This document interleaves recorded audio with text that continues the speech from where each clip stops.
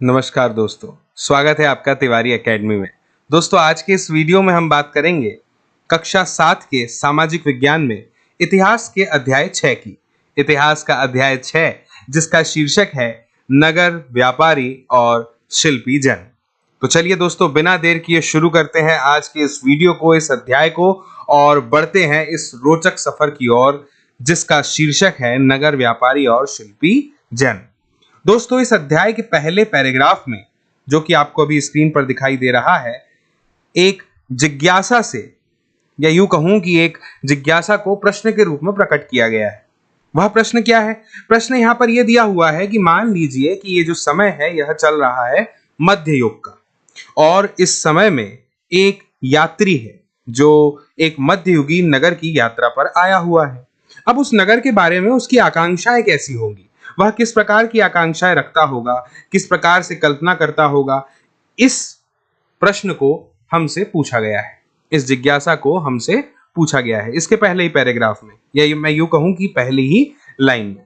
तो दोस्तों, अब ये तो बहुत सारी चीजों पर निर्भर करता है ना।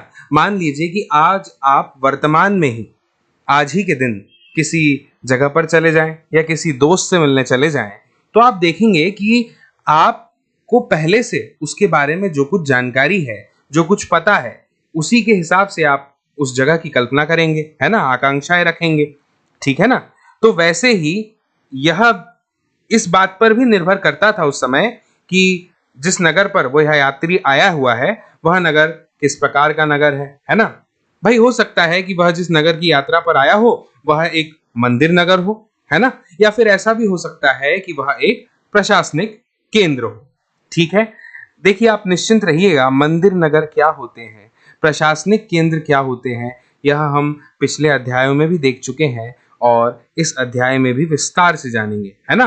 तो आप बिल्कुल निश्चिंत होकर के इस वीडियो में मेरे साथ बने रहिएगा। इसके अलावा यह इस बात पर भी निर्भर करता है कि जिस नगर पर वह यात्री आया है, कहीं वह एक वाणिज्यिक शहर या पत्तन नगर तो नहीं है, या किसी और प्रकार का शहर तो नहीं है। दोस्तों, मैं आपको बता दूं कि ऐसे कई नगर हैं जो एक साथ अनेक प्रकार के हो सकते हैं, है ना। ऐसे भी नगर थे जो एक साथ कई प्रकार के हो सकते थे। भाई, वो प्रशासनिक नगर भी हो सकते थे और मंदिर नगर भी हो सकते थे। इसके साथ साथ ही वहां पर हो सकता था कि वाणिज्यिक क्रियाकलाप भी होते हों, कार्यकलाप भी होते हों, है ना, और शिल्प उत्पादन के केंद्र भी थे। इसके बाद दोस्तों, मैं आपका ध्यान आकर्षित करना चाहूंगा, आपकी स्क्रीन पर देखिएगा, यह नक्शा दिया हुआ है, यह एक मैप है ना। इस मैप को ध्यान से देखिए। इस मैप में बहुत सारी जगहों के बारे में हमें यहाँ पर देखने को मिलता है ना। मुख्य रूप से आप देख पा रहे होंगे सूरत को, हम्पी को और मसूलीपट्टनम को। लेकिन दोस्तों, मैं आपको बता दूं, यहाँ पर इस मैप में जितने भी नाम हैं, यह अपने साथ एक इतिहास लेकर चलते हैं, ठीक है ना। तो मैं आपको इनमें से कुछ खास जगहों के बारे में बताना चाहूंगा, क्योंकि हमारा विषय ही इतिहास है, ठीक है ना। दोस्तों, जैसे कि अगर मैं बात करूं पुष्कर की, तो दोस्तों, पुष्कर भारत के राजस्थान राज्य का एक पवित्र शहर है। यहाँ पर दुनिया का सबसे बड़ा ऊंट मेला लगता है। यह कार्तिक पूर्णिमा पर 12 दिनों के लिए अक्टूबर और नवंबर में लगता है। इसके बाद दोस्तों बात करेंगे अजमेर की। तो दोस्तों, अजमेर नगर की स्थापना चौहान राजा अजयराज ने की थी। कब की थी? तो मैं आपको बता दूं, 1113 ईस्वी में इन्होंने अजमेर नगर की स्थापना की थी। किसने? अजयराज ने, जो कि एक चौहान राजा थे। यहाँ पर अजय मेरू दुर्ग भी स्थित है। इसका पुराना नाम अजय मेरू भी है, इसे अजय मेरू के नाम से भी जाना जाता है, जिसकी स्थापना अजय पाल ने 7वीं सदी में दोस्तों की थी। अजमेर का अर्थ होता है एक ऐसा पर्वत जिसे जीता न जा सके, ठीक है। अब बात करते हैं दोस्तों वृंदावन की। तो दोस्तों, वृंदावन पावन स्थली का नामकरण वृंदावन कैसे हुआ, यह प्रश्न आपके मन में जरूर आ रहा होगा। तो दोस्तों, इस पर अनेक मत है, लेकिन घने वन और राधा यानी कि वृंदा की वजह से यहाँ का नाम वृंदावन पड़ा। कालिदास ने इसका उल्लेख रघुवंश में इंदुमती स्वयंवर के प्रसंग में शूर सेनाधिपति सुषेण का परिचय देते हुए किया है। इसके बाद दोस्तों जिक्र आता है अहमदाबाद का। हमने पुष्कर, अजमेर और वृंदावन के बारे में जान लिया। अब बात करते हैं अहमदाबाद की। तो दोस्तों मुस्लिम मुजफ्फरीद राजवंश द्वारा 15वीं सदी की शुरुआत में एक स्वतंत्र सल्तनत का शासन गुजरात में स्थापित था। 1411 में सुल्तान अहमद शाह ने कर्णावती को अहमदाबाद का नाम दिया, या मैं यूं कहूं कि कर्णावती का नाम अहमदाबाद नाम से बदलकर इसे अपनी राजधानी बनाया। किसने? अहमद शाह ने 1411 में। मुझे उम्मीद है आपको यह बात समझ में आ रही होगी। इसके बाद जिक्र आएगा मुर्शिदाबाद का। तो दोस्तों अगर मैं बात करूं मुर्शिदाबाद की, तो मुर्शिदाबाद का मूल नाम था मकसूदाबाद, जिसे मुगल बादशाह अकबर के द्वारा 16वीं शताब्दी में स्थापित किया गया था और 1704 में नवाब मुर्शिद कुली खान ने इसे अपनी राजधानी बनाया और नाम रखा मुर्शिदाबाद। मुझे उम्मीद है दोस्तों कि आपको यह वीडियो और यह जानकारी समझ में आ रही होगी, है ना। आगे बढ़ते हैं। अगला नाम है दोस्तों कलकत्ता। दोस्तों मुगल बादशाह अकबर के शासनकाल में कालीकाता नाम का जिक्र है। इसके साथ ही मनसा मंगल क्या? मनसा मंगल जो कि एक बंगाली कवि विप्रदास द्वारा रचित है, जो 1495 में रची गई थी, उसमें भी इस नाम का जिक्र आता है। एक ब्रिटिश बस्ती के रूप में ईस्ट इंडिया कंपनी के एक अधिकारी जॉब चार्नोक द्वारा कोलकाता का इतिहास 1690 में एक व्यापार चौकी की स्थापना से शुरू होता है। इसके बाद में दोस्तों नाम आता है सोमनाथ। मैं आपको बता दूं दोस्तों कि यह एक बहुत ही महत्वपूर्ण नाम है ना। सोमनाथ जो कि एक विश्व प्रसिद्ध मंदिर जिसमें 12 ज्योतिर्लिंग हैं, गुजरात प्रांत के काठियावाड़ क्षेत्र में समुद्र के किनारे स्थापित है। ठीक है ना, मैं फिर कह रहा हूं काठियावाड़ क्षेत्र, है ना, गुजरात प्रांत का है। महमूद गजनवी ने सन 1024 में लगभग 5000 साथियों के साथ दोस्तों सोमनाथ मंदिर पर हमला किया था और संपत्ति लूटकर उसे नष्ट किया। इसके बाद गुजरात के राजा भीमदेव और मालवा के राजा भोज, है ना, उन्होंने इसका पुनः निर्माण कराया था। ठीक है, अब आगे बढ़ते हैं। बात करते हैं दोस्तों सूरत की। आधुनिक सूरत शहर की स्थापना 15वीं सदी के अंतिम वर्षों में हुई। 1514 में एक पुर्तगाली यात्री दुआरते बारबोसा ने सूरत का वर्णन एक महत्वपूर्ण बंदरगाह के रूप में किया था। अब आगे बढ़ते हैं दोस्तों।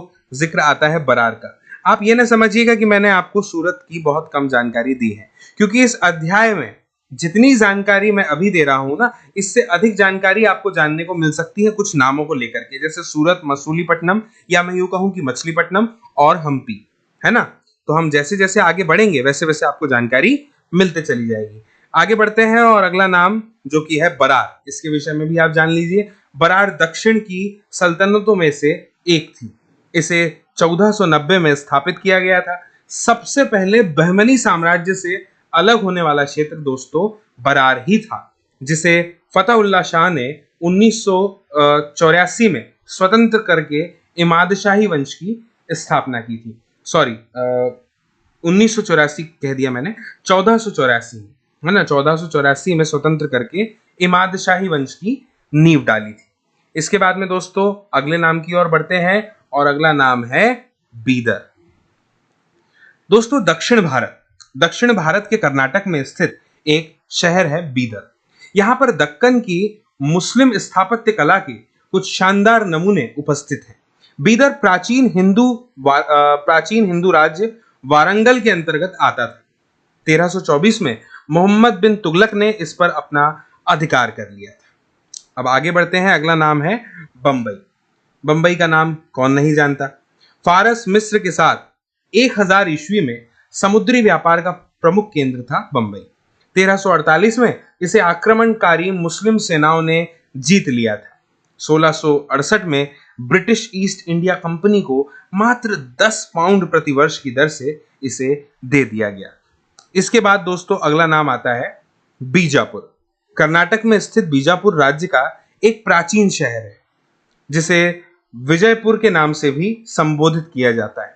यहां पर हम अतीत से जुड़ी हुई संरचनाओं को देख सकते हैं। अतीत से जुड़ी हुई संरचना मतलब जैसे कि महल, किले, मंदिर, मस्जिद, विशाल प्रवेश द्वार आदि इन सभी में शामिल है, जिन्हें हम देख सकते हैं।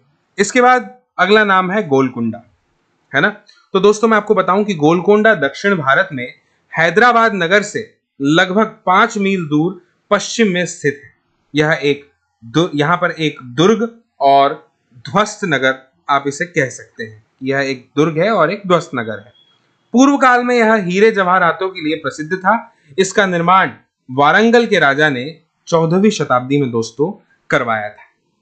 चलिए अब अगले नाम की ओर बढ़ते हैं और अगला नाम है, एक महत्वपूर्ण नाम है जो है हम्पी। जानते हैं हम्पी के विषय में। दोस्तों हम्पी दक्षिणी भारत के एक शहर विजयनगर में स्थित है। यह एक छोटा सा गांव है। 1336 से लेकर 1565 तक यह शहर विजयनगर की राजधानी था। 1986 में प्राचीन शहर को यूनेस्को विश्व विरासत स्थल घोषित कर दिया गया। इसके बाद दोस्तों अगला नाम आता है, महत्वपूर्ण नाम, मसूलीपट्टनम या मछलीपट्टनम। दोस्तों यह भारत के आंध्र प्रदेश राज्य के कृष्णा जिले में स्थित एक शहर है। यह कृष्णा जिले का मुख्यालय एवं नगर पालिका भी है।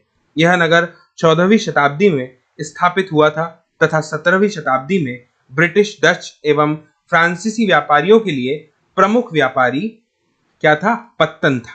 ठीक है, मुझे उम्मीद है कि आपको यह सब कुछ समझ में आ रहा होगा। छोटी छोटी जानकारियां मैंने इस वीडियो में इसलिए जोड़ ली ताकि कोई भी चीज आपसे छूटने ना पाए, सब कुछ आपको समझ में आना चाहिए।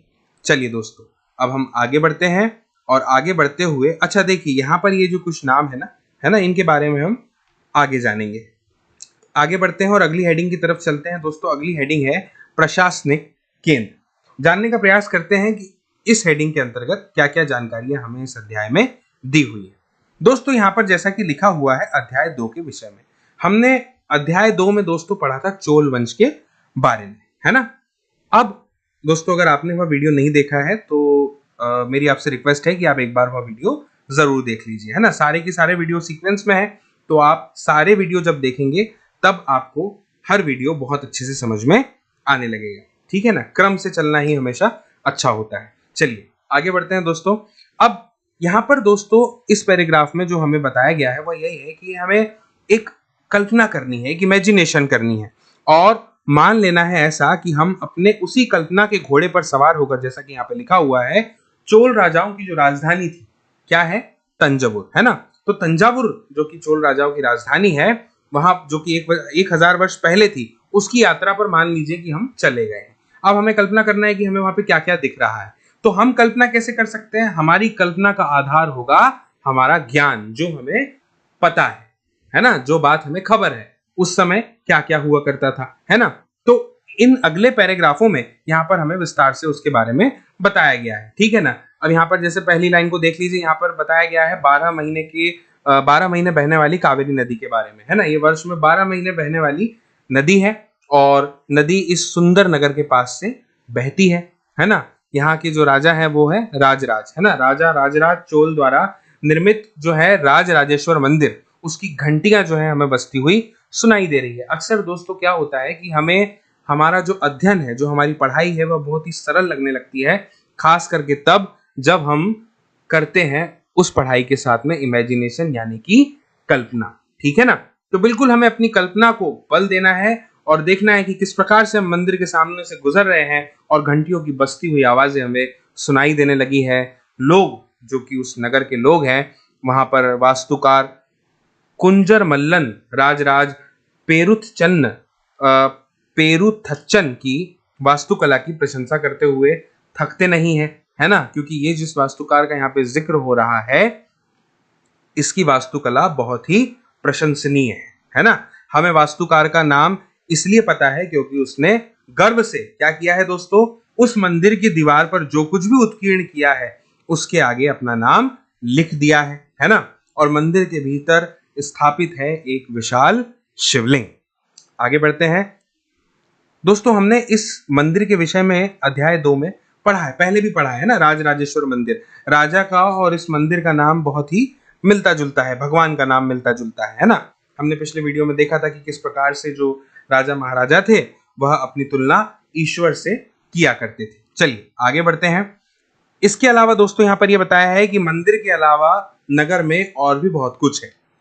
क्या है, अनेक प्रकार के राजमहल है ना। और इन राजमहलों में कई प्रकार के मंडप बने हुए हैं। अब यह मंडप किन काम में आते हैं? तो दोस्तों जो राजा लोग हैं वह इन्हीं मंडपों में जो है वह क्या करते हैं, अपना दरबार लगाते हैं। दोस्तों अगर आपने जोधा अकबर मूवी जो है वह देखी होगी तो आपने देखा होगा किस प्रकार से राजा अकबर जो है वह अपना दरबार लगाते हैं, है ना, सब लोग इकट्ठा होते हैं। तो ठीक उसी प्रकार का जो दरबार है वहां पे इन मंडपों के अंदर लगाया जाता है। इसके बाद में आगे यह भी लिखा है कि यहीं से वे अपने अधीनस्थों के लिए, यानी जो उनके अधीन है उनके लिए क्या करते हैं, आदेश जारी करते हैं। और नगर में क्या बने हुए हैं, सैन्य शिविर भी बने हुए हैं। ठीक है, आगे बढ़ते हैं दोस्तों अगले पैराग्राफ की ओर, जिसमें यह लिखा हुआ है कि यह जो नगर है ना, अब जैसे हमें कल्पना करने के लिए कहा जा रहा है तो हम अपनी कल्पना से आगे बढ़ते जा रहे हैं और देख रहे हैं कि नगर जो है वह उन बाजारों की हलचल से भरा हुआ है। यह हलचल कहाँ से आ रही है, जहां से अनाज, मसाले, कपड़े, आभूषण की क्या हो रही है, खरीद फरोख्त, यानी कि बिक्री हो रही है ना। जहां से ये सब चीजें खरीदी जा रही है वहां से आवाजें आ रही हैं, हलचल मची हुई है ना, चहल पहल है हर तरफ। और नगर के, अगर मैं जल की आपूर्ति की बात करूं कि नगर के लिए जो जल आपूर्ति है वो कहाँ से होती है, तो दोस्तों वो उसके लिए यहाँ पर आप देख सकते हैं, यहाँ पे लिखा हुआ है कि कुओं और तालाबों से जो है यहाँ के नगर के लिए जल की आपूर्ति होती है। ठीक है ना। अब बात करेंगे उरैयूर की। उरैयूर क्या है, तंजावुर और उसके निकटवर्ती का एक नगर है उरैयूर, है ना। तो यहाँ पे लिखा हुआ है कि बुनकर मंदिर के उत्सव के लिए झंडे झंडिया बनाने का कपड़ा, राजा और अभिजात वर्ग के लिए बढ़िया सूती वस्त्र और जनसाधारण के लिए मोटा सूती वस्त्र तैयार कर रहे हैं। ठीक है ना। अब यहाँ पर हमें विस्तार से यह बताया गया है कि जो सूती वस्त्र है उनको किस प्रकार से जो बुनकर है वह तैयार कर रहा है सभी अभिजात वर्गों के लिए और राजा के लिए, जनसाधारण के लिए। ठीक है, आगे बढ़ते हैं। आगे लिखा हुआ है कि यहीं से कुछ दूरी पर जो है स्वामी मलाई में स्थापित अथवा मूर्तिकार उत्तम कांस्य मूर्तियां तथा लंबे सुंदर घंटा धातु के दीप बना रहे हैं। ठीक है ना। यहाँ पे लिखा हुआ है, ये देखिए, स्वामी मलाई में स्थपति अथवा मूर्तिकार, है ना, जिनको हम मूर्तिकार कहते हैं, वो क्या कर रहे हैं, कांस्य की मूर्तियां बना रहे हैं। ठीक है ना। लंबे सुंदर घंटा धातु के दीप भी यहाँ पर वो बना रहे हैं। चलिए अब अगली हेडिंग की तरफ बढ़ते हैं दोस्तों, और अगला शीर्षक है मंदिर, नगर और तीर्थ केंद्र।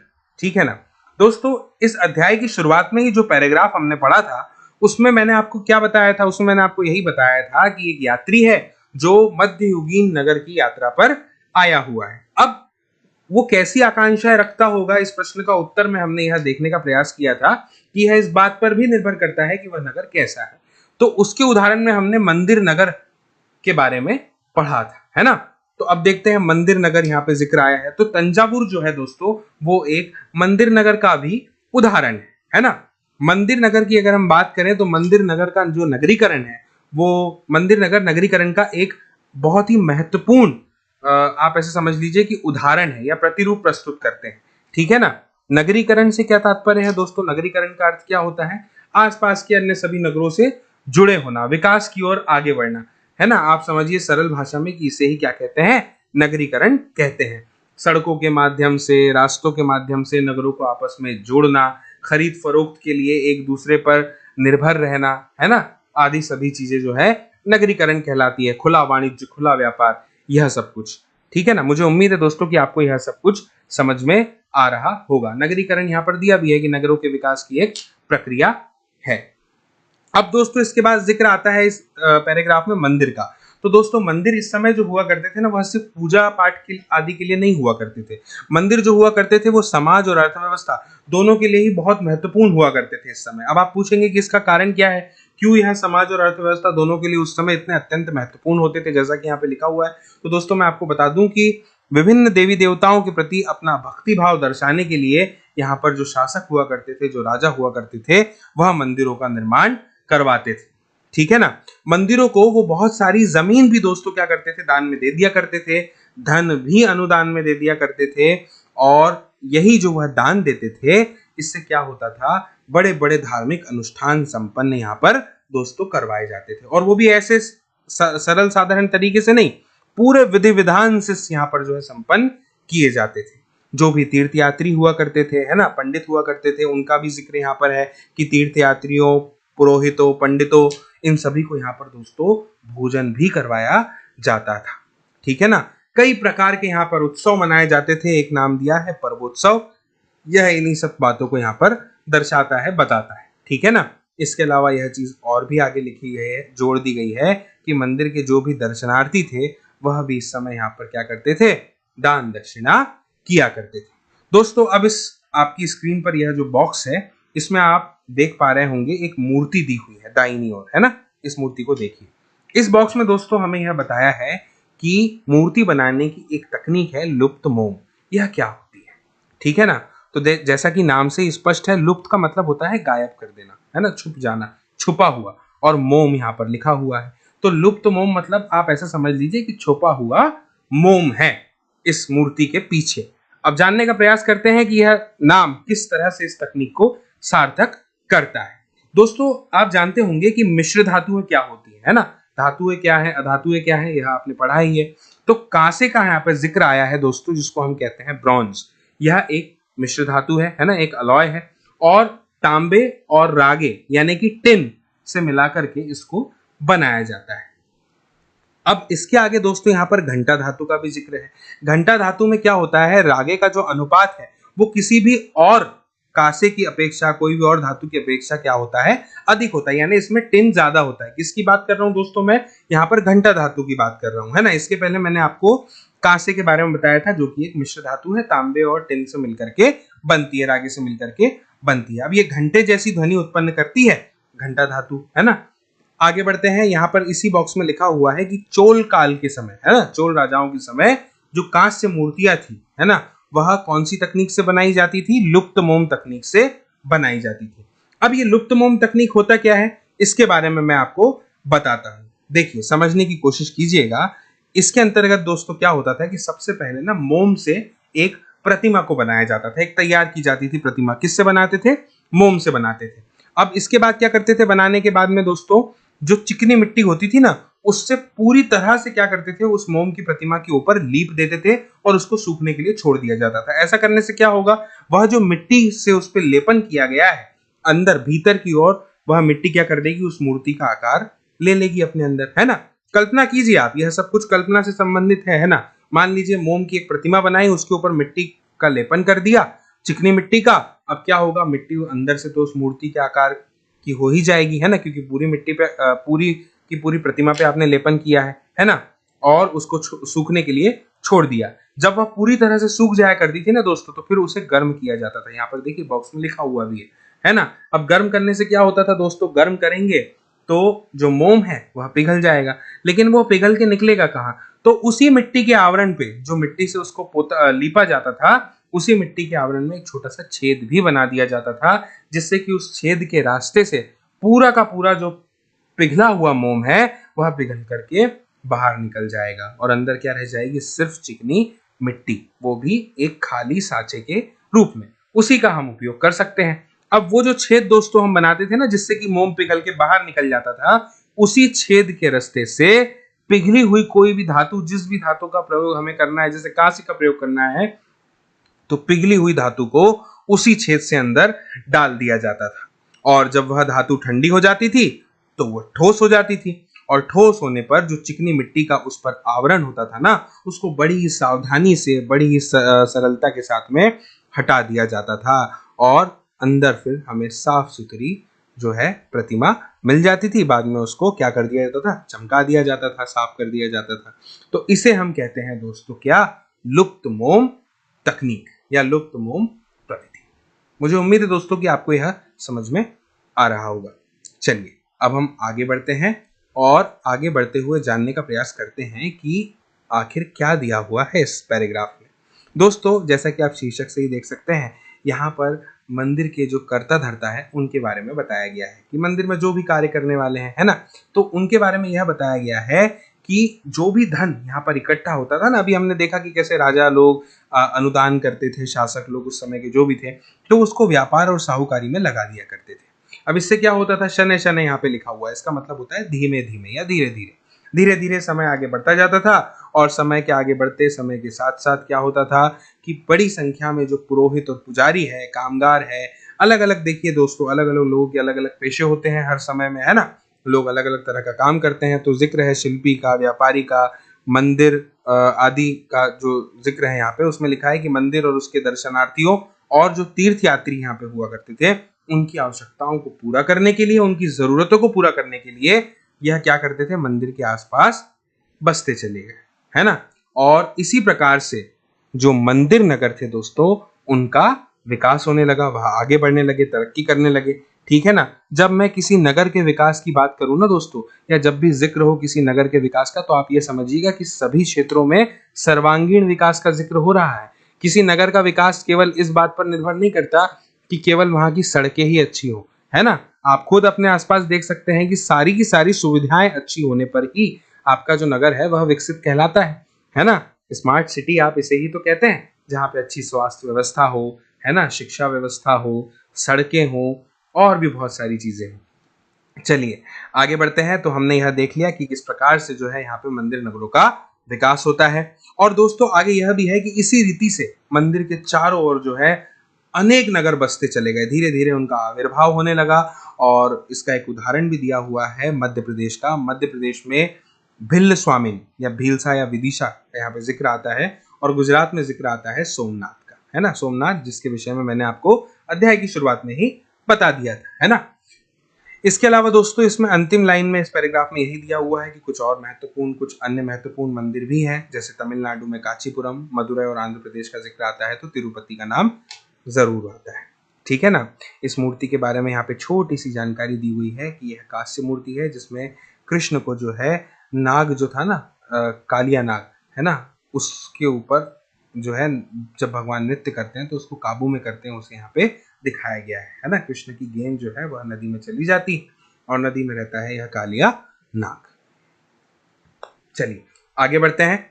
अगले पैराग्राफ में दोस्तों दिया हुआ है कि जो तीर्थ स्थल थे वह धीरे धीरे नगरों के रूप में विकसित होते चले गए, है ना। और यहाँ पर जिक्र दिया है वृंदावन का, जो कि उत्तर प्रदेश में है। इसके अलावा तिरुवन्नमलाई, जो कि तमिलनाडु में है। ऐसे दो नगरों के यहाँ पे उदाहरण हमारे सामने प्रस्तुत किए गए, है ना।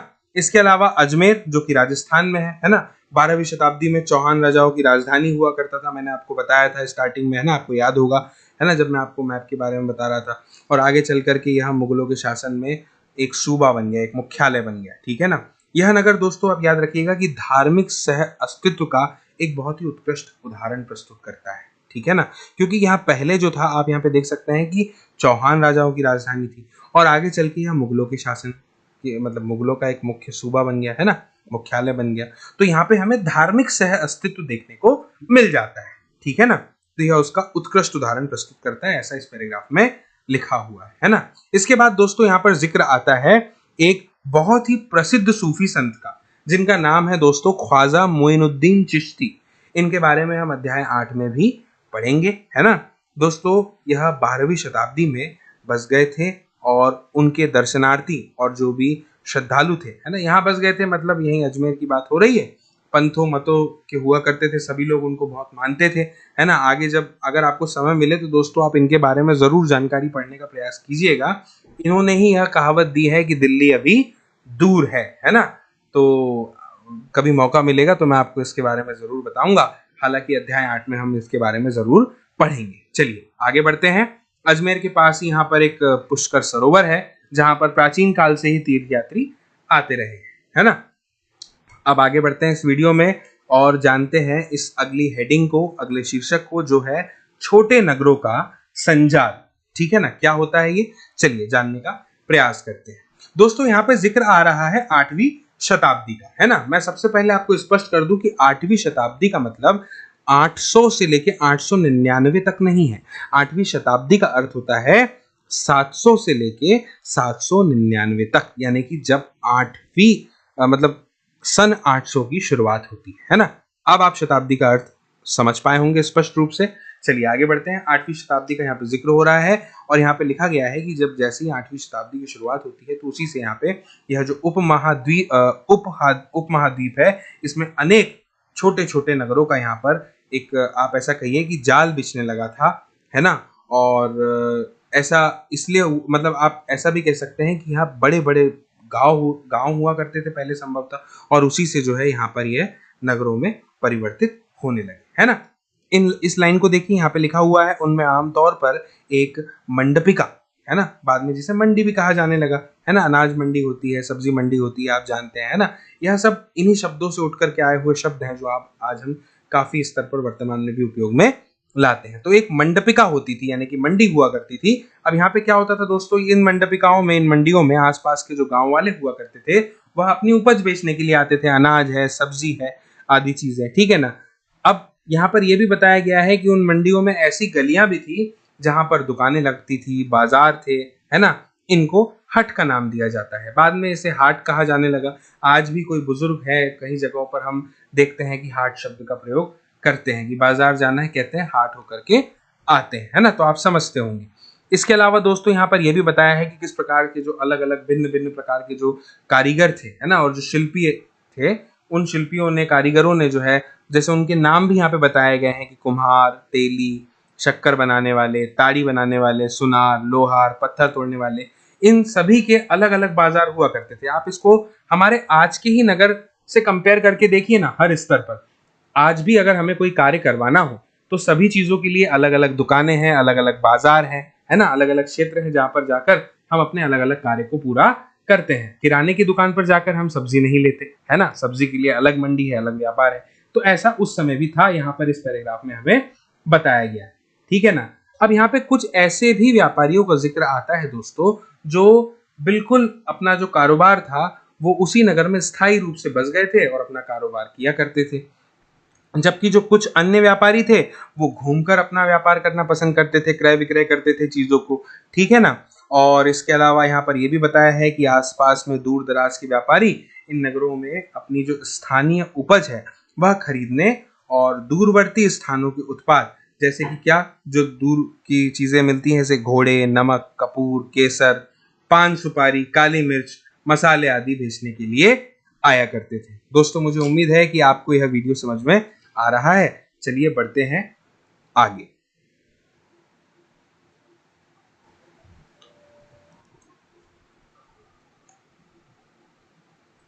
देखिए दोस्तों, यहाँ पर नगर का जो बाजार है उसका एक चित्र दिया गया हुआ है ना।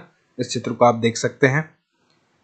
अलग अलग लोग यहाँ पर अपना अपना काम कर रहे हैं, खरीद फरोख्त भी आप यहाँ पर देख सकते हैं, ठीक है ना। जिस हाट का जो जिक्र किया गया था ऊपर पैराग्राफों में, वो है इस चित्र में आप देख पा रहे हैं। चलिए आगे बढ़ते हैं।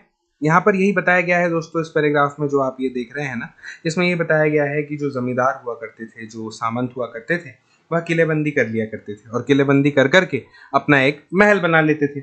और फिर ये करते थे कि उस क्षेत्र के जितने भी व्यापारी हुआ करते थे, शिल्पकार हुआ करते थे, है ना, उन पर कर लगा देते थे, है ना। यहाँ पर देखिए यही लिखा हुआ है कि उनके व्यापार की वस्तुओं पर कर लगाते थे। और इन करों को ग्रहण करने के लिए, यानी इन करों को इकट्ठा करने के लिए संग्रहण करने का जो अधिकार था वह किसको दे दिया करते थे? उन मंदिरों को जिन्हें उन्होंने ही बनाया है, जिसका निर्माण उन्हीं जमींदारों ने या सामंतों ने किया है, या फिर मैं यूं कहूं कि कुछ धनाढ्य व्यापारी जो कि बहुत ही धनी थे, बहुत ही धनवान हुआ करते थे, उन्होंने करवाया गया है। ऐसे मंदिरों को जो है अधिकार दे दिया करते थे। ऐसे कई अधिकारों का जो उल्लेख है वो अभिलेखों में दोस्तों किया गया है और यह अभिलेख आज भी पाए जाते हैं। आप देख सकते हैं इस बॉक्स में यहाँ पर एक जानकारी दी हुई है, यह ऐसे ही एक अभिलेख से संबंधित जानकारी है। लेकिन इससे पहले कि इस बॉक्स को मैं आपके समक्ष प्रस्तुत करूं, समझाऊं, मैं आपका ध्यान आकर्षित करना चाहता हूं इस चित्र के ऊपर जो दाईं ओर आप देख सकते हैं। यह जो चित्र है एक कारीगर का है। किस प्रकार से जो कारीगर है लकड़ी पर नक्काशी कर रहा है, ठीक है ना। चलिए अब देखते हैं इस बॉक्स को। इसका शीर्षक है बाजारों पर कर। दोस्तों यह जो अभिलेख का एक छोटा सा टुकड़ा यहाँ पर हमें इस बॉक्स में दिखाया गया है, यह राजस्थान से प्राप्त हुआ है 10वीं शताब्दी का, है ना। 10वीं शताब्दी का एक अभिलेख है, उसका एक सारांश हमें यहाँ पर बताया गया है। किस प्रकार से जो है उसमें शुल्क लिए जाते थे, है ना। तो वो शुल्कों की जानकारी हमें यहाँ पर दी गई है। जो मंदिर के जो अधिकारी लोग हुआ करते थे ना, वह वस्तुओं के रूप में वसूल करते थे, है ना, या किए जा सकते थे। तो आप यहाँ पे देख सकते हैं शक्कर, गुड़, रंग, धागा, रुई, नारियल, नमक, सुपारी, मक्खन, तिल का तेल और कपड़े पर यहाँ पर कर लगाए जाते थे। अब इतना ही नहीं, इसके अलावा यहाँ पे ये भी दिया हुआ है दोस्तों कि व्यापारियों पर, धातु की चीजें बेचने वालों, और इसके बाद में तेल, पशु चारा, अनाज, है ना, इनके जो बोरे हैं इन पर भी कर लगाए जाते थे। इनमें से कुछ कर तो वस्तु रूप में और कुछ अन्य जो कर थे वह कैश यानी कि नकद के रूप में वसूले जाते थे। चलिए आगे बढ़ते हैं और इस पैराग्राफ को पढ़ते हैं जिसका शीर्षक है बड़े और छोटे व्यापारी। दोस्तों आप जानते हैं कि व्यापारी आज भी कई प्रकार के होते हैं और उस समय भी कई प्रकार के हुआ करते थे, है ना। उनमें से बंजारों का जिक्र यहाँ पर आता है, ठीक है ना, बंजारे लोग। तो बंजारे लोग जो हुआ करते थे वह भी इन व्यापारियों में शामिल थे, ठीक है ना। और विशेष रूप से घोड़ों के व्यापारी का यहाँ पर जिक्र आता है जो अपना एक संघ बनाते थे, ठीक है ना, यानी एक यूनिटी बनाते थे। और उस संघ का होता था दोस्तों एक मुखिया, और वह जो मुखिया होता था वही घोड़े खरीदने के जो इच्छुक योद्धा लोग होते हैं ना, जो घोड़े खरीदना चाहते हैं, उनसे बातचीत किया करता था। जब भी किसी राजा को या शासक को या किसी को घोड़ा खरीदना हो तो वह उस मुखिया के सामने प्रस्तुत किया जाता था, वह मुखिया उससे बात करता था घोड़े की खरीदने या बेचने से संबंधित जो भी बातचीत होती होगी। अब यहाँ पे आगे यही दिया हुआ है दोस्तों कि चूंकि व्यापारियों को अनेक राज्यों तथा जंगलों से होकर के गुजरना पड़ता होगा उस समय, है ना, ऐसे पक्के पक्के रास्ते तो हर जगह उपलब्ध होते नहीं है ना, पहले के समय की बात हम कर रहे हैं, तो कई राज्य और जंगलों से होकर के उस समय गुजरना पड़ता था। इसलिए वह दोस्तों क्या करते थे कि काफिला बना लेते थे, है ना, इकट्ठे होकर के यात्रा किया करते थे और अपने हितों की रक्षा करने के लिए, अपने फायदे के लिए व्यापार संघ बना लेते थे, है ना, ताकि सब लोग मिलकर के आपस में तय कर लेते थे कि इतना हमें कम से कम लाभ हर एक वस्तु पर प्राप्त होना ही चाहिए। यह सिर्फ एक उदाहरण के तौर पर मैं आपसे कह रहा हूं, है ना। व्यापार संघ यानी कि गिल्ड बनाते थे, उसे गिल्ड कहा जाता था। दोस्तों दक्षिण भारत का भी यहाँ पर जिक्र आता है कि दक्षिण भारत में जो 8वीं शताब्दी थी, है ना, और उसी के साथ जो काल था, जो समय था, परिवर्ती काल जिसे यहाँ पर नाम दिया गया है, उसमें ऐसे कई सारे संघों का जिक्र जो है वह होता है, हमें देखने को मिलते हैं। और इनमें सबसे प्रसिद्ध जो है वह है मणिग्रामम और नानादेशी, ठीक है ना दोस्तों। यह जो ये व्यापार संघ जो है यह प्रायद्वीप के भीतर और दक्षिण पूर्व एशिया, इसके अलावा चीन के साथ भी दूर दूर तक उस समय व्यापार किया करते थे, ऐसा इस पैराग्राफ में बताया गया है। आगे बढ़ते हैं, यहाँ पर कुछ अन्यों के बारे में भी बताया गया है, जैसे कि चेटियार, मारवाड़ी, ओसवाल, कुछ इस प्रकार के समुदाय भी थे दोस्तों। ये आगे चल करके क्या देश के प्रधान व्यापारी समूह बन गए, है ना, मारवाड़ी, ओसवाल, चेटियार आदि। गुजराती व्यापारियों में अगर बात करें दोस्तों, हिंदू बनिया और मुस्लिम बोहरा दोनों समुदाय यहाँ पर उस समय शामिल हुआ करते थे, ठीक है ना। और यहाँ पर यह भी बताया है कि वे दूर दूर तक जो लाल सागर के बंदरगाह है, फारस की खाड़ी है, अफ्रीका, पूर्वी दक्षिण पूर्व एशिया, चीन आदि से व्यापार उस समय किया करते थे, ठीक है ना। अब आप सोचिए कि उस समय कितने दूर दूर सुदूर देशों तक हमारा व्यापार जो है वो फैला हुआ था। हालांकि ये कोई आश्चर्य की बात नहीं है, पिछले साल हमने जब सिंधु घाटी सभ्यता के विषय में पढ़ा था उस समय भी हमारा व्यापार अलग अलग देशों के साथ हुआ करता था, है ना। मेसोपोटामिया की सभ्यता इत्यादियों के बारे में हमने पढ़ा है ना। इन पत्तनों में कपड़े और मसाले बेचा करते थे और बदले में दोस्तों क्या प्राप्त करते थे, अफ्रीका से सोना प्राप्त करते थे, हाथी दांत को प्राप्त करते थे, और जो एशिया की बात आती है ना, और चीन, तो यहाँ से वे मसाले, टिन और मिट्टी के नीले बर्तन और चांदी आदि लाया करते थे। दोस्तों मुझे उम्मीद है आपको यह समझ में आ रहा होगा। इसके बाद में अगले पैराग्राफ में यही दिया हुआ है कि पश्चिमी तट के जो नगर थे, है ना, उनमें अरबी, फारसी, चीनी, यहूदी, सीरियाई, ये सब ईसाई जो थे वह आकर के बस गए थे उस समय, ठीक है ना। पश्चिमी तट के नगरों की बात हो रही है दोस्तों यहाँ पर, है ना। एक भारत का नक्शा मुझे उम्मीद है कि आप इमेजिन कर रहे होंगे, और पश्चिमी तट की अगर जब बात हो रही है तो आप समझ ही सकते हैं कि यह कौन से हिस्से की बात यहाँ पर की जा रही है ना।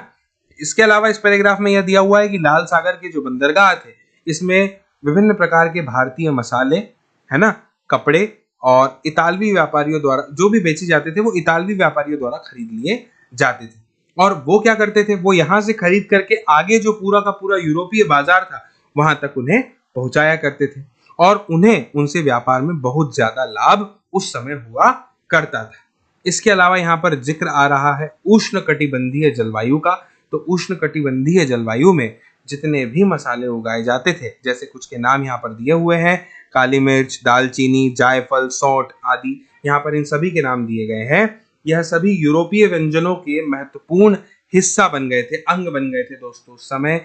ये बहुत मतलब आप ये समझिए कि बहुत अच्छे दामों पर उस समय खरीदे जाते थे उन लोगों के द्वारा। भारतीय सूती कपड़ा बहुत ही लुभावना हुआ करता था, है ना। और यही वो चीजें थी जो यूरोपीय व्यापारियों को भारत तक के खींच करके ले आ जाती थी। समय के साथ साथ व्यापार और नगर का जो रूप था वह बदलता चला गया। अब किस प्रकार बदला, इसके बारे में हमें जल्द ही आगे पढ़ने का मौका मिलेगा। यहाँ पर एक बॉक्स दिया गया है दोस्तों, जो आप अपनी स्क्रीन पर देख सकते हैं। इस बॉक्स में जिक्र है काबुल का, है ना। काबुल दोस्तों अपने पहाड़ी और भूदृश्य के साथ साथ 16वीं शताब्दी से यहाँ पर नाम आता है राजनीतिक और वाणिज्यिक दृष्टि का, तो इससे बहुत ही महत्वपूर्ण बन गया था, है ना। आप ऐसा समझ लीजिए कि एक महत्वपूर्ण राजनीतिक और वाणिज्यिक केंद्र बन गया था। कौन? काबुल। ठीक है। और काबुल और कांधार किस लिए प्रसिद्ध थे? रेशम मार्ग से जुड़े हुए थे, इसलिए यह प्रसिद्ध थे। यहाँ पे लिखा हुआ है सुप्रसिद्ध रेशम मार्ग से जुड़े हुए थे। इसके अलावा घोड़ों का व्यापार भी यहाँ पर जो है इसी मार्ग से किया जाता था। 17वीं शताब्दी का जिक्र आता है। 17वीं शताब्दी में हीरो के एक सौदागर जिनका नाम था जॉन बैप्टिस्टे टैवर्नियर, इनने अनुमान लगाया था दोस्तों कि काबुल में घोड़ों का जो व्यापार हुआ करता है ना, वह प्रतिवर्ष 30,000 रुपयों का होता था। उन दिनों की अगर बात करें तो 30,000 रुपए उस समय के लिए बहुत ही बड़ी रकम हुआ करती थी, बहुत बड़ी भारी रकम समझी जाती थी। ठीक है ना। काबुल से दोस्तों इसके अलावा मेवे, खजूर, गलीचे, रेशमी कपड़े, ताजे फल ऊंटों पर लाद करके वहां से लाए जाते थे और सभी जगह पर पूरे उपमहाद्वीप पे और अन्य भागों में बेच दिए जाते थे। इसके अलावा गुलाम भी उस समय लाए जाते थे बिक्री के लिए।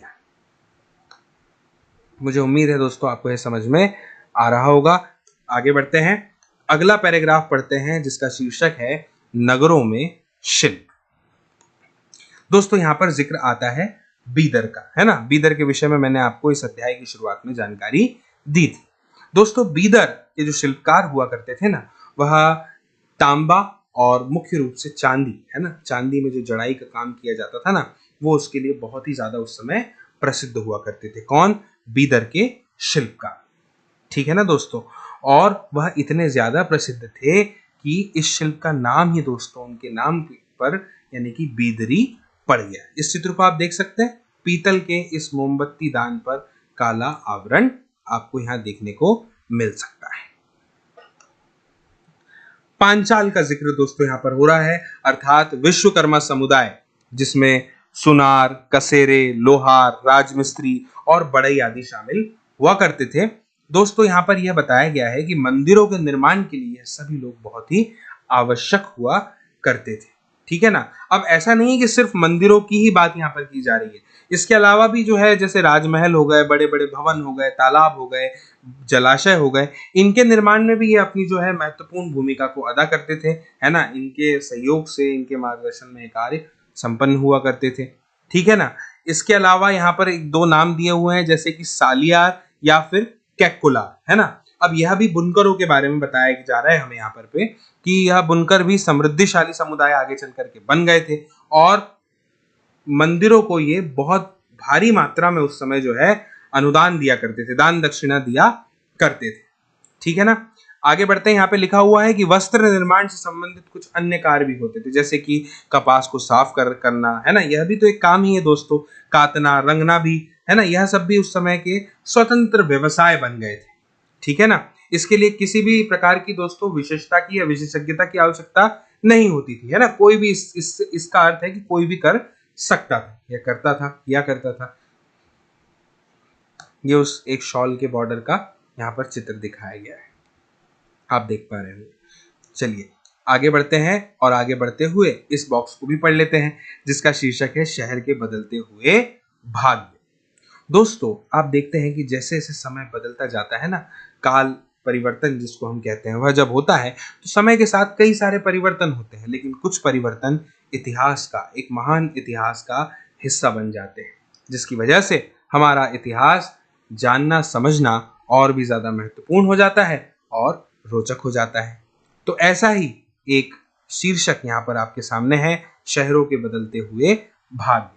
देखते हैं इस बॉक्स में क्या दिया हुआ है। यहाँ पर लिखा हुआ है दोस्तों कि कई शताब्दियों के लंबे समय में अहमदाबाद, गुजरात का जिक्र हो रहा है, ऐसे कुछ बड़े नगर व्यापारिक केंद्र बन गए थे, और न सिर्फ व्यापारिक केंद्र बने थे बल्कि विकसित व्यापारिक केंद्र हो गए थे, है ना। लेकिन दोस्तों तंजावुर जैसे कुछ अन्य नगर जो है वह पहले की अपेक्षा विस्तार और महत्व की दृष्टि से अब यहाँ पर सिकुड़ गए थे, ठीक है ना।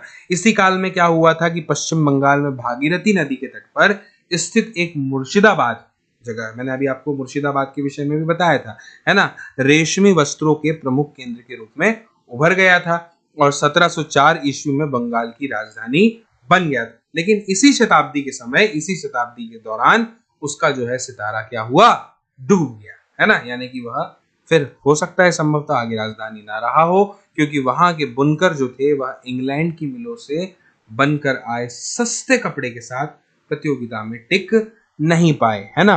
दोस्तों क्या होता है, जब तकनीक की सहायता से कम समय में ज्यादा उत्पादन किया जाता है तो मेहनत करने वाले जो लोग हैं, जो अधिक मेहनत करते हैं, जिसे कठिन श्रम कहा जाता है ना, वह ज्यादा लंबे समय तक के उसके आगे टिक नहीं पाते हैं। आप यकीन मानिए कि पूरे आपके इतिहास में, कक्षा 7 के पूरे इतिहास में जो हम मध्यकाल के विषय में पढ़ेंगे उसमें यह एक बहुत ही महत्वपूर्ण मुद्दे के रूप में उभर कर आएगा कि किस प्रकार से जो है नई नई तकनीक, और जैसा कि यहाँ पे इंग्लैंड का जिक्र है, उनके सामने, प्रतियोगिता के सामने यह जो लोग थे यह टिक नहीं पाए। जैसा दोस्तों मैंने आपको इस अध्याय की शुरुआत में ही बता दिया था कि आप निश्चिंत रहिएगा, सभी प्रकार के नामों का जिक्र, क्षेत्रों का जिक्र इस अध्याय में होगा, हम करेंगे। वैसा ही एक शीर्षक आपके सामने है, हम्पी, मसूलीपट्टनम और सूरत, नजदीक से एक नजर। तो चलिए बिना देर किए पढ़ते हैं इस पैराग्राफ को, जिसका शीर्षक है हम्पी की वास्तुकला का सौंदर्य। दोस्तों अगर बात करेंगे हम्पी नगर की, तो यह दो नदियों की घाटी में स्थित है, कृष्णा और तुंगभद्रा, यहाँ पर नाम दिया हुआ है ना। अब दोस्तों 1336 की अगर हम बात करें, है ना, सन 1336 से 1336 ईस्वी में यह एक नगर जो है स्थापित हुआ था, विजयनगर साम्राज्य का। आप ऐसे समझिए कि यह एक केंद्र स्थल था, है ना। इसके शानदार जो खंडहर हैं, इनसे हमें ज्ञात होता है दोस्तों कि उस समय की अगर हम बात करें तो उस समय जो किलेबंदी हुआ करती थी वह बिल्कुल ही उच्च कोटि की किलेबंदी, आप इस चित्र में देख सकते हैं ना, कितने उच्च कोटि की किलेबंदी का उदाहरण जो है हमें यहाँ से देखने को मिलता था, है ना। और उस समय भी जो किले की दीवारें हुआ करती थी ना, उनको जो बनाया जाता था, उनका जो निर्माण किया जाता था, वो गारे चूने जैसे जोड़ने वाले किसी भी जो मसाले हुआ करते थे उनके प्रयोग से नहीं किया गया था। तो फिर आप पूछेंगे कि कैसे किया गया था, तो जो शिलाखंड होते थे ना, बड़ी बड़ी शिलाओं के टुकड़े, उनको आपस में गूंथ कर, फंसा कर किया गया था। तभी तो आप देख सकते हैं कितना शानदार यहाँ पर इस चित्र में आप देख पा रहे होंगे, है ना, अगर आप समझ पा रहे हैं तो, ठीक है ना। मैंने क्या बताया कि यहाँ पर गारे या चूने का प्रयोग नहीं किया जाता था दोस्तों, जोड़ने के लिए किसी मसाले का प्रयोग नहीं करते थे, वह आपस में क्या करते थे, शिलाखंडों को फंसाते थे, गूंथते थे, है ना। ओके ठीक है, मुझे उम्मीद है आपको समझ में आ रहा होगा, है ना। एक टूटी हुई दीवार का जो है यहाँ पे बुर्ज का दृश्य आप देख सकते हैं। आगे बढ़ते हैं दोस्तों और यह बॉक्स पढ़ते हैं। इस बॉक्स का शीर्षक है एक किलाबंद नगर। जानते हैं इसमें क्या कुछ खास है। एक पुर्तगाली यात्री का यहाँ पर जिक्र आता है जिसका नाम है डोमिंगो पेज, है ना। इसने 16वीं शताब्दी में दोस्तों हम्पी नगर का वर्णन कुछ इस प्रकार से किया है।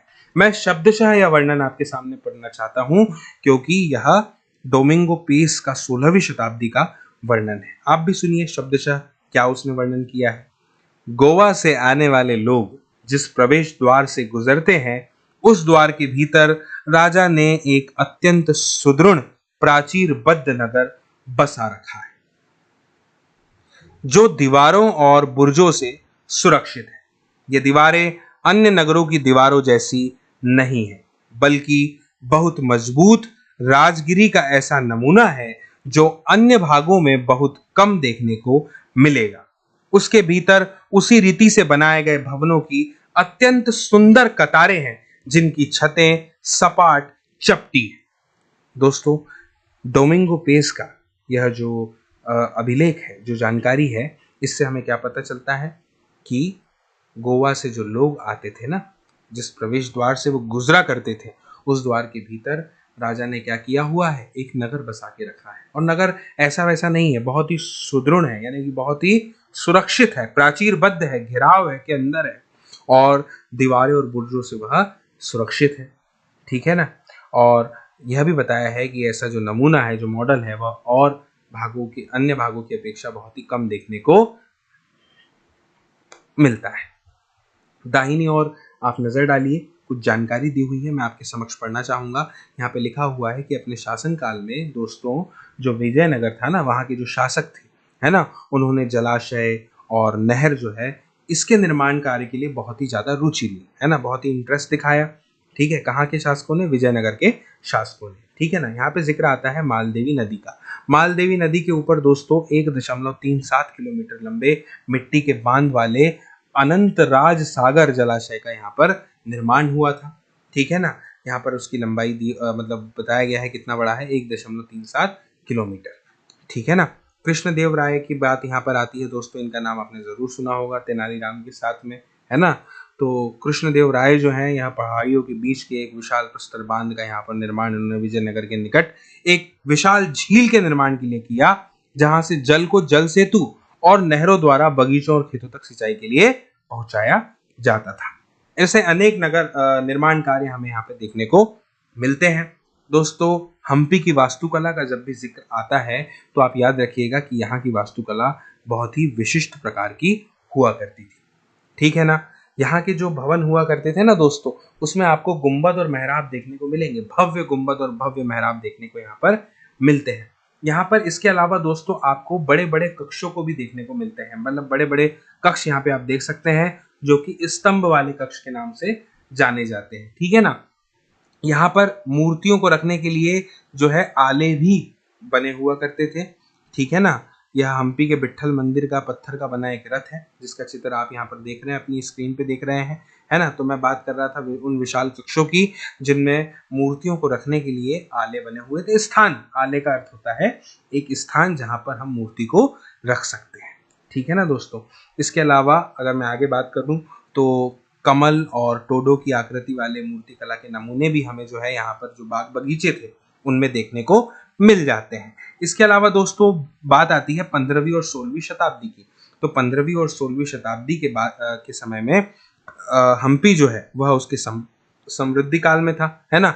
और बहुत सारे वाणिज्यिक और सांस्कृतिक गतिविधियां जो थी वह इस समय यहाँ पर आए, मतलब हर समय देखने को मिलती थी। ठीक है ना दोस्तों। हम्पी की जो समृद्धि है उसका वर्णन हमें यहाँ पे देखने को मिल रहा है 15वीं से 16वीं शताब्दी के मध्य में।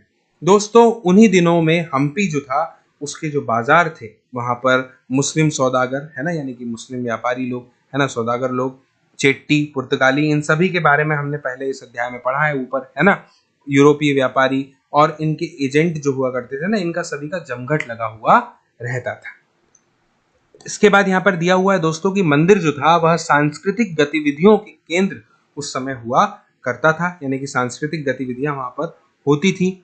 और देवदासियां जो थी, विरूपाक्ष शिव जो है यहाँ पे कोष्टक में दिया हुआ है, इनके मंदिर के अनेक स्तंभ वाले विशाल कक्षों में देव प्रतिमा हुआ करती थी। राजा प्रजाजन जो थे उनके समक्ष नृत्य किया करती थी। कौन? देवदासियां, जिनका जिक्र यहाँ पर हो रहा है। ठीक है ना दोस्तों। इसके बाद में यहाँ पे जिक्र होता है महानवमी पर्व का, है ना, जो नवरात्रि के नाम से जाना जाता है दक्षिण में, है ना। उन दिनों दोस्तों हम्पी की जो बात आती है तो उसमें एक अत्यंत महत्वपूर्ण यह पर्व माना जाता था, है ना। महानवमी पर्व के नाम से उस समय जाना जाता था। और पुरातत्वविद जो है उन्होंने उस महानवमी मंच को खोज निकाला है जहां राजा अपने अतिथियों का स्वागत सत्कार करता था। इसके बाद दोस्तों इस अध्याय में, इस पैराग्राफ में आगे यह है कि स्वागत सत्कार करता था, और जो उसके व्यक्ति अधीन हुआ करते थे उनसे अलग अलग प्रकार के उपहार आदि वह लिया करता था। यहाँ पे अनेक प्रकार के नृत्य, संगीत, मल्लयुद्ध वाले कार्यक्रम हुआ करते थे, देखने को मिलते थे। फिर यहाँ पर यह भी बताया गया है कि 1565 के समय में जो दक्कनी सुल्तान थे ना, यह मैप में आपने इनके नाम देखे होंगे, मैंने आपको विस्तार से बताया था थोड़ा थोड़ा इतिहास इनके बारे में, गोलकुंडा, बीजापुर, अहमदनगर, बरार, बीदर, है ना, इनके शासकों के हाथों विजयनगर की पराजय के बाद हम्पी का जो है दोस्तों विनाश हो गया। अब जिक्र आता है सूरत का, है ना, इसके विषय में मैंने आपको बताया था, इसे पश्चिम का प्रवेश द्वार यहाँ पर नाम दिया गया है दोस्तों। सूरत मुगल काल में कैम्बे यानी आज का जो खंबात है ना, और इसके कुछ ही समय बाद का जो अहमदाबाद है, उसके साथ साथ दोस्तों गुजरात में पश्चिमी व्यापार का एक वाणिज्यिक केंद्र बन गया था। वाणिज्य केंद्र से तात्पर्य क्या है दोस्तों, यानी कि एक ऐसे स्थान की बात हो रही है जहां पे अलग अलग प्रकार के विभिन्न उत्पादन केंद्रों से आने वाला जो माल है वो खरीदा या बेचा जाता है। आप ऐसे समझ लीजिए कि ये बाजार ही है, बाजार का एक पर्यायवाची है, या बाजारों को, अलग अलग प्रकार के बाजारों को, हाटों को संबोधित करने के लिए यह शब्द उपयोग में लाया जा रहा है, वाणिज्य केंद्र। मुझे उम्मीद है आप समझ पा रहे होंगे। सूरत ओरमुज की खाड़ी से होकर पश्चिमी एशिया के साथ व्यापार करने के लिए दोस्तों एक क्या था, मुख्य द्वार हुआ करता था। इसके बाद में दोस्तों यहाँ पर यह बताया गया है कि सूरत जो है ना वो एक सर्वदेशीय नगर था। सर्वदेशीय नगर का क्या मतलब होता है, यानी एक ऐसा नगर जहाँ पे सभी प्रकार की जाति के लोग, सभी प्रकार के धर्मों के लोग सब आपस में रहा करते थे, ठीक है ना, तो इसे कहते हैं सर्वदेशीय नगर। सूरत एक सर्वदेशीय नगर था। यहाँ पर देखिए हुंडी का अर्थ आपको बताया जा रहा है, एक ऐसा डॉक्यूमेंट यानी कि एक ऐसा दस्तावेज जिसमें एक व्यक्ति के द्वारा जमा करवाई गई जो रकम होती है उसको दर्ज किया जाता है, ठीक है ना दोस्तों। हुंडी यानी आप ऐसे समझिए कि एक जगह जमा करवाई है और दूसरी किसी जगह पर उस दस्तावेज को दिखाकर उसे पुनः प्राप्त कर लिया जा सकता है, उस रकम को, उस राशि को, इसे कहा जाता है हुंडी, ठीक है ना दोस्तों। तो यह जो पैराग्राफ है इसमें यहाँ पर यह बताया गया है कि सूरत में ऐसी अनेक दुकानें थी उस समय जो सूती कपड़ा, थोक और फुटकर कीमतों पर बेचा करती थी, है ना।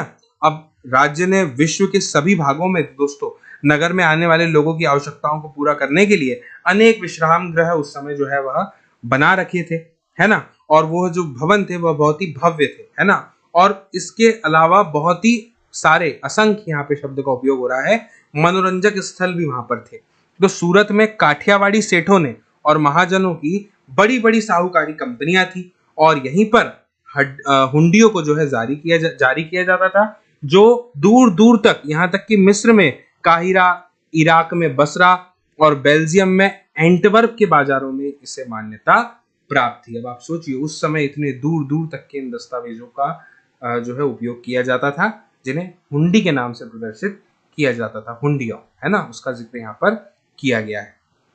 इसके बाद यहाँ पर यह भी लिखा हुआ है कि लेकिन 17वीं शताब्दी के जो अंतिम वर्ष थे दोस्तों, उसमें सूरत का भी जो है वह क्या हो गया, अधपतन प्रारंभ हो गया, है ना, यानी धीरे धीरे वह भी नष्ट होने लगा, आप ऐसे समझ लीजिए।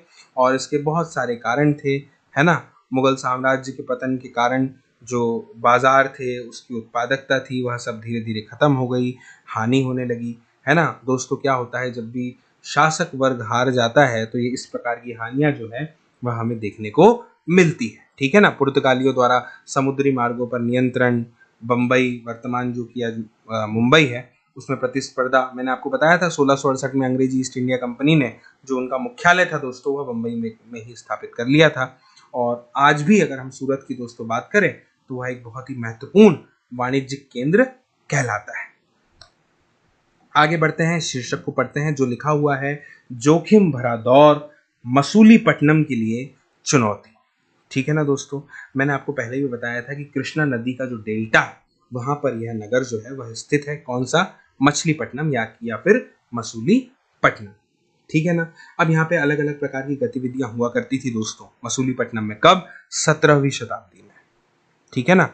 और इसके अलावा दोस्तों मैं आपको बता दूं कि मसूलीपट्टनम, है ना, इस पर अपना नियंत्रण प्राप्त करने की कोशिशें जो है वह की किसने, हॉलैंड और इंग्लैंड, दोनों ही देशों ने की। ऐसा क्यों किया उन्होंने, क्योंकि तब तक के आंध्र प्रदेश, जो आंध्र तट की मैं बात करूं, उसका सबसे महत्वपूर्ण पत्तन बन गया था, कौन, मसूली यानी मछलीपट्टनम, ठीक है ना। मसूलीपट्टनम का किला जो है हॉलैंड वासियों ने बनाया था। यहाँ पर दाहिने और आप देख रहे हैं गुमाश्ता लिखा हुआ है ना। पहले इसको समझ लेते हैं, गुमाश्ते का अर्थ क्या होता है दोस्तों, यूरोपीय ट्रेडिंग कंपनी की व्यापारिक गतिविधियों के प्रभारी अधिकारी, है ना, उनको क्या कहा गया है यहाँ पे, गुमाश्ता कहा गया है। यानी यूरोप की जो ट्रेडिंग कंपनियां थी, जो ट्रेड करती थी, व्यापार करती थी, मार्केटिंग करती थी, उनकी जो व्यापारिक गतिविधियां हैं उसके जो प्रभारी अधिकारी थे उन्हें गुमाश्ता कहा जाता था। अब इस बॉक्स को पढ़ते हैं यहाँ पे, जिसका शीर्षक है मछुआरों का एक गरीब नगर।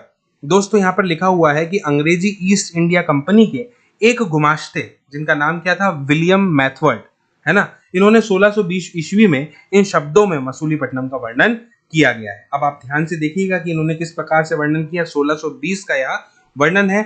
इन्होंने यह बताया है कि यह गोलकुंडा का एक मुख्य पत्तन है जहां परम पूज्य ईस्ट इंडिया कंपनी अपना एक एजेंट रखती है। यह एक छोटा नगर है पर घना बसा हुआ है। यानी यहाँ की जो बसाहट है वो कैसी है, घनी है, बिना किसी चार दीवारी के और खराब तरीके से यह बना हुआ है। ना ही यहाँ पर अच्छी जगह स्थित है, ना ही ये जो है अच्छी जगह स्थित है। इसके सभी जल स्रोत जो है वह खारे पानी के हैं, यानी पीने के लिए भी यहाँ पे सही पानी उपलब्ध नहीं है। पहले यह एक गरीब मछुआरा नगर था। आगे चलकर यहाँ जहाजों के लिए लंगर डालने की सुविधा हो गई, जिससे व्यापारी लोग यहाँ रहने लगे। और चूंकि हमारे तथा हॉलैंड के निवासी यहाँ इस तट पर आते जाते रहते हैं, यह उनके लिए निवास की व्यवस्था करता है। दोस्तों मुझे उम्मीद है कि आपको यह समझ में आया होगा। इसके बाद का जो पैराग्राफ है उसमें दिया गया है कि जो यहाँ पे जिक्र आता है कुतुबशाही शासकों का, है ना। तो गोलकुंडा के बारे में भी मैंने आपको बताया था, है ना। तो जैसे कपड़े हो गए, मसाले हो गए, है ना, अन्य चीज़ों की जो बिक्री होती थी, इस पे अपनी जो मोनोपोली है यानी एकाधिकार है, वो गोलकुंडा के कुतुबशाही शासकों ने स्थापित कर लिया था। अब एकाधिकार का मतलब क्या होता है दोस्तों, कि आपके शहर में शक्कर की अगर एक ही दुकान हो जहां से शक्कर मिलती हो और कोई दुकान पे शक्कर प्राप्त ही नहीं होती उस शहर में, तो वह अपनी मनमानी कर सकता है, अपने मनचाहे रेट पे शक्कर दे सकता है, क्योंकि उससे पता है कि दूसरी किसी और जगह तो शक्कर मिलने वाली नहीं है। जिसे भी खरीदना है मेरे ही पास से खरीदनी पड़ेगी। इसे कहते हैं दोस्तों एकाधिकार, यानी एक का अधिकार, जिसे अंग्रेजी में मोनोपोली कहा जाता है। आगे बढ़ते हैं दोस्तों। अब यह एकाधिकार लागू कर लेते थे जिससे कि वहां का जो व्यापार था वह पूरी तरह ईस्ट इंडिया कंपनी के हाथों में नहीं चला जाए, इस बात का भी इन्हें डर था, है ना, गोलकुंडा के कुतुबशाही शासकों को। आगे बढ़ते हैं दोस्तों। अलग अलग जो व्यापारी थे, विभिन्न व्यापारी थे, उनका जो ग्रुप था, जो समूह हुआ करते थे, वो गोलकुंडा के कुछ कुलीन वर्ग, फारसी सौदागरों, तेलुगु कॉमेटी चेट्टियार और यूरोपीय व्यापारियों ने नगर को घनी आबादी वाला और समृद्धशाली यहाँ पर बना दिया था दोस्तों। इसके बाद में इस पैराग्राफ की अगली लाइन में जिक्र होता है मुगलों का। मुगलों ने जब गोलकुंडा तक अपनी शक्ति दोस्तों बढ़ा ली थी उस समय, तो यहाँ पर यह बताया गया है कि मीर जुमला, है ना, जो कि मुगलों के एक सूबेदार थे, प्रतिनिधि सूबेदार थे, वह एक स्वयं भी सौदागर भी थे, है ना। उन्होंने हॉलैंड वासियों और अंग्रेजों को आपस में भिड़ाना शुरू कर दिया था और 86-87 में मुगल बादशाह औरंगजेब ने गोलकुंडा को मुगल साम्राज्य में मिला लिया था।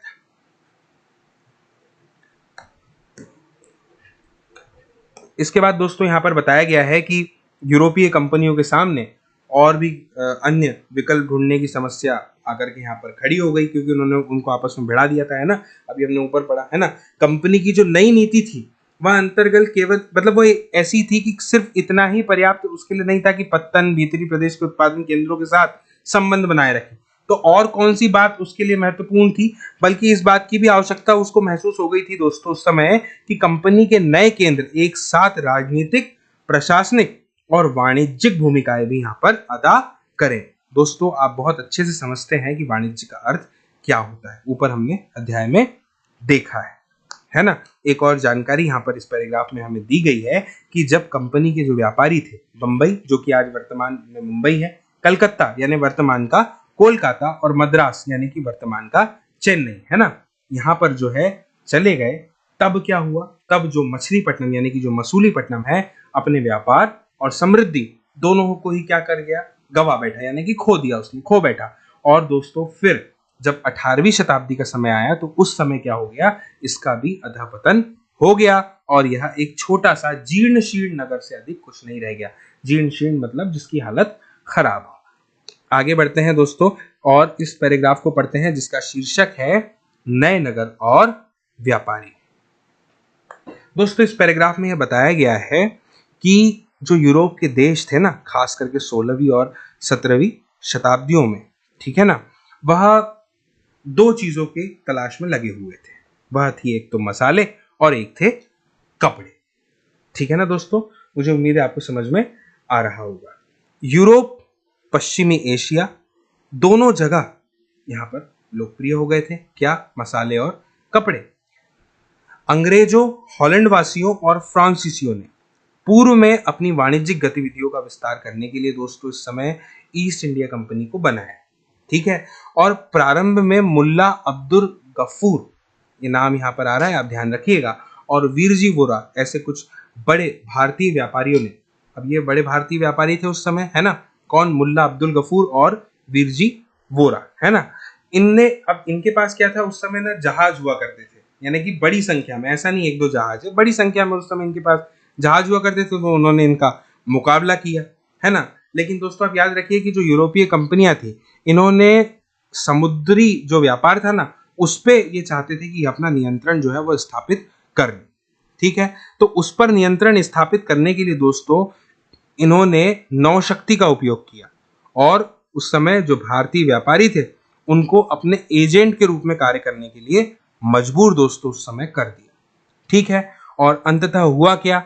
परिणाम हमें देखने को मिला कि अंग्रेज उपमहाद्वीप में सर्वाधिक सफल वाणिज्यिक एवं राजनीतिक शक्ति के रूप में उभर कर आगे स्थापित हो गए थे।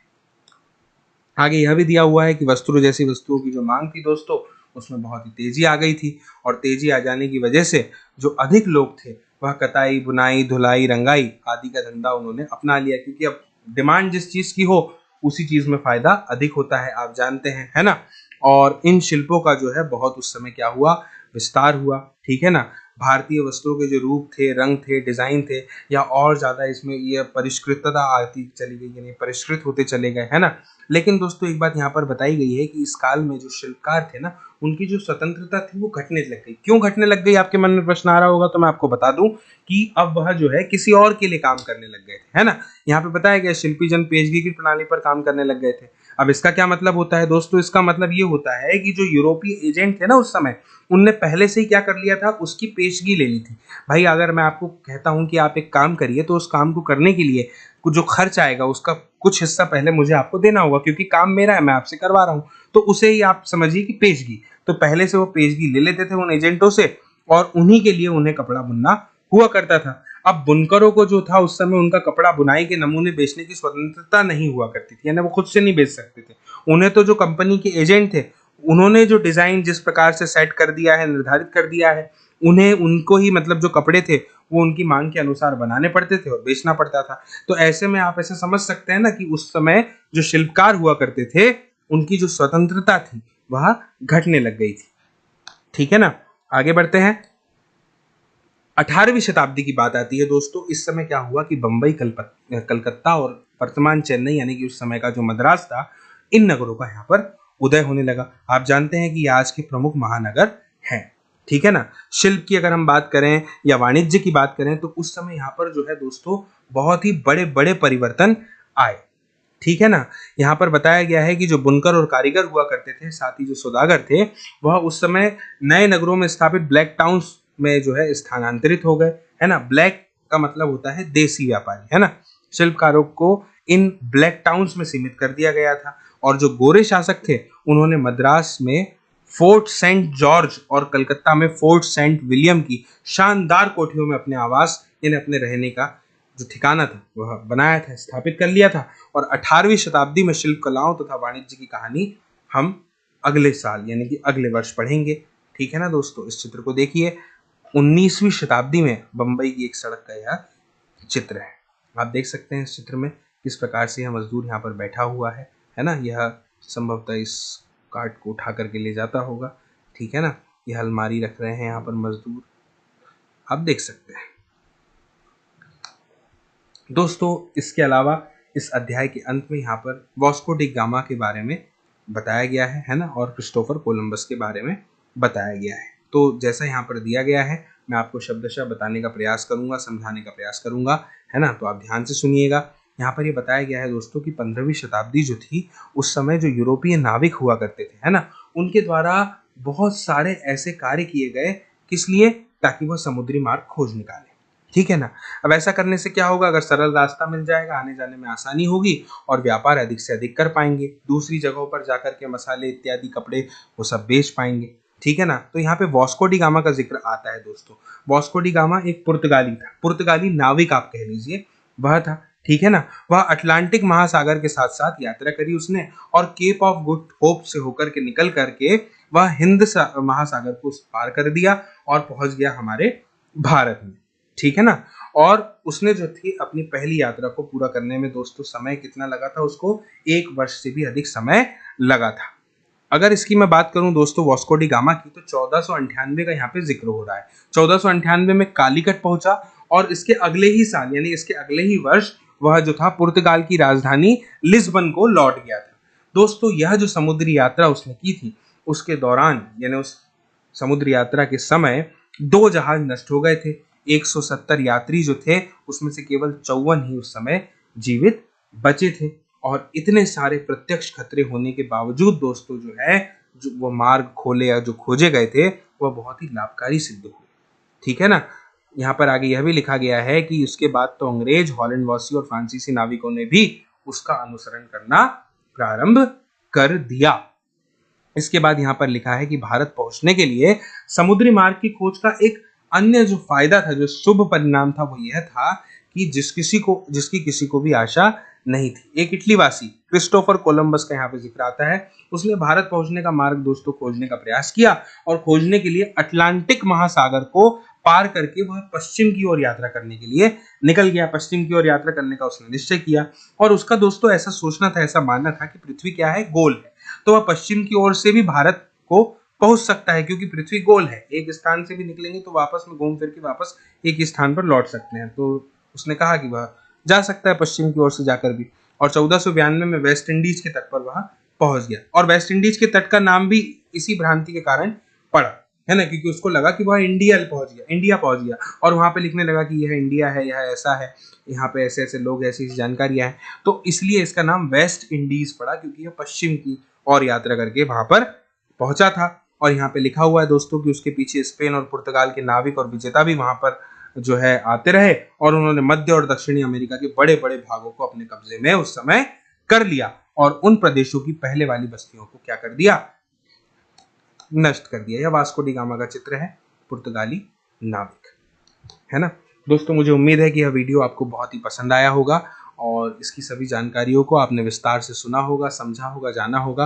अब मेरी आपसे यही रिक्वेस्ट है कि इस वीडियो की लिंक को आप साझा करें अपने दोस्तों, मित्रों, साथियों, सहपाठियों, परिजनों के साथ में, ताकि वह भी इस वीडियो को देख पाएं, इस जानकारी को प्राप्त करें। जल्दी मिलेंगे दोस्तों अगले वीडियो में, तब तक के लिए नमस्कार।